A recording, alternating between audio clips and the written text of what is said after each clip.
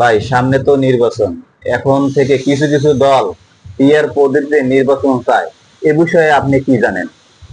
আলহামদুলিল্লাহ, আসসালামু আলাইকুম রহমতুল্লাহ। দেখেন, বাংলাদেশের বর্তমান যে সময়, এই সময়ে নির্বাচন আমাদের খুবই দরকার। কিন্তু এই সময়ে কিছু কিছু দল পিয়ার সিস্টেমে নির্বাচন চায়, কিছু কিছু না। দেখা যায় বিএনপি বাদে হয়তোবা অনেকগুলো দলই, বেশ কিছু দল পিয়ার পদ্ধতিতে নির্বাচন চায়। তো পিয়ার বলতে যা বোঝায় সংখ্যানুপাতিক পদ্ধতি। সংখ্যানুপাতিক পদ্ধতিতে যদি নির্বাচন হয়, তাহলে পার্সেন্টেজ হিসেবে প্রত্যেকটা দলই কম বেশি আসন পাবে। আর শুধু আসন পাওয়াটা তো বিষয় না, এখানে বর্তমান যে প্রচলিত নির্বাচন পদ্ধতি আছে আর পিয়ার পদ্ধতি, দুইটার ভিতরে ভালো মন্দ সবটার ভিতরই আছে। বর্তমান প্রচলিত নিয়মেও মনে করেন ভালো আছে, মন্দ আছে, এবং পিয়ার সিস্টেমে নির্বাচন যদি হয় সেখানে ভালো আছে, মন্দ আছে। কিন্তু আমাদের বিষয় হলো যে আমরা কোনটার ভিতরে ভালোর সংখ্যা বেশি এবং কোনটার ভিতরে ভালোর সংখ্যা কম, অন্তত পক্ষে নিশ্চয়ই আমরা যেটার ভিতরে ভালো বেশি সেই জিনিসটাই নেব।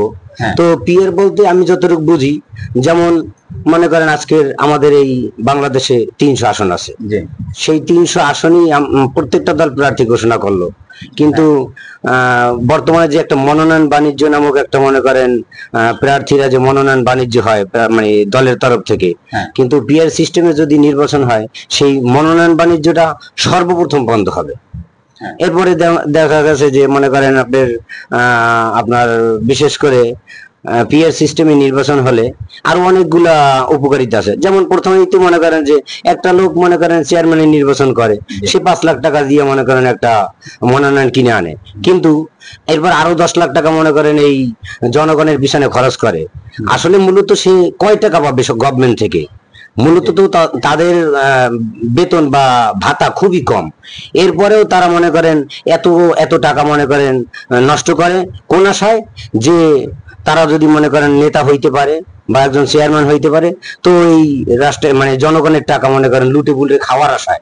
নয়তো মনে করেন এত টাকা খাওয়ার কোনো মানে খরচ করার কোনো যুক্তিই আসে না। আর পিআর সিস্টেমে যদি নির্বাচন হয়, তখন দেখা যাবে যে মনে করেন প্রত্যেকটা দলের থেকে কিছু কিছু মানে পাবে, আপনার আসন পাবে। তাই কিছু কিছু আসন পাবে, অনেকগুলো উপকারিতা আছে সংখ্যানুপাতিক পদ্ধতি। যেমন সর্বপ্রথম মনোনয়ন বাণিজ্য হবে না। আর দ্বিতীয়ত অবস্থানে যদি আপনি চলে যান, তখন দেখা যাচ্ছে আপনি এখানে এমপি পান বা না পান, এরকম আপনি একটা নিশ্চিত থাকেন না যে আমি এমপি পাইতেও পারি, নাও পাইতে পারি। যার কারণে আপনি ভোট কেন্দ্রে যেয়ে আপনি ভোটও কাটবেন না, তাহলে আমার ভোট কেন্দ্রটাও নিরাপদ। আবার আরো একটা বিষয় আছে, যখন আমি মানে এমপি পাবো না, ভোট কেন্দ্রটা আমার নিরাপদ হইলো, তাহলে আমার ভোট কেন্দ্র নিরাপদ হইলে সব মানুষ ভোটটাও মনে করেন নির্বিঘ্নে দিতে পারলো। এরপরে যখন আপনি মনে করেন সংসদে যাবেন, সংসদে যাবে কোন আশায়? দেখেন বর্তমানে বিএনপি কিন্তু ভালো একটা দল, সবাই মনে করে যে সবচেয়ে বড় দলই বিএনপি, কিন্তু বিএনপি কত পার্সেন্ট ভোট নিয়ে মনে করেন সংসদে যায়? যদি মনে করেন একটা দল নির্বাচিত সরকার হয় বর্তমান পরিচালিত নিয়মে, অতিরিক্ত 30-33% ভোট পাইলে সে মনে করেন সরকার গঠন করতে পারে, কিন্তু আর বাকি যে 70% কোনো কাজেই আসে না। আর বিআর পদ্ধতি তিনি নির্বাচন হলে একটা ভোটও বিফলে যাবে না, হয়তোবা প্রত্যেকটা ভোটেরই আপনার কার্যকারিতা হবে ইনশাল্লাহ। আর পিআর পদ্ধতিতে নির্বাচন হলে কোনো ফেসিস্ট আর এই বাংলায় তৈরি হবে না।